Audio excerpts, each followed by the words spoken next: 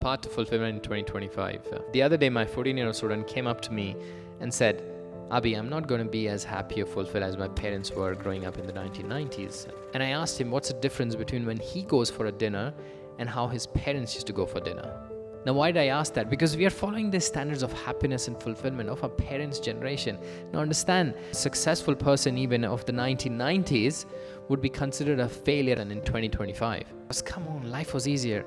Circling back to the dinner, think about it. When your parents were 14, 15 or 16, 17, whatever, they didn't have so much competition, knowledge, pressure, and so many kind of issues that we have. And if we compare ourselves to that outdated sense of fulfillment and happiness that used to be there in our parents' generation, we'll never be fulfilled.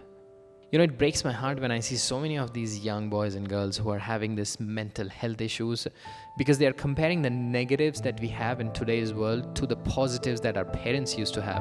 But what about the positives that we have today with the negatives of our parents' generation? For example, you are much more knowledgeable. You have just so much amount of information. You're almost always connected in a good way too. We are the generation who's not just smoking in front of babies. We are the generation that's actually talking about climate change, LGBTQ+, and so many other issues that our parents' generation were not. So I think it's time that we start taking the positives into consideration and change those metrics of comparison, because otherwise we are doomed. We are never going to be fulfilled. And if we start doing that, I promise you, slowly and steadily, you will start moving towards fulfillment.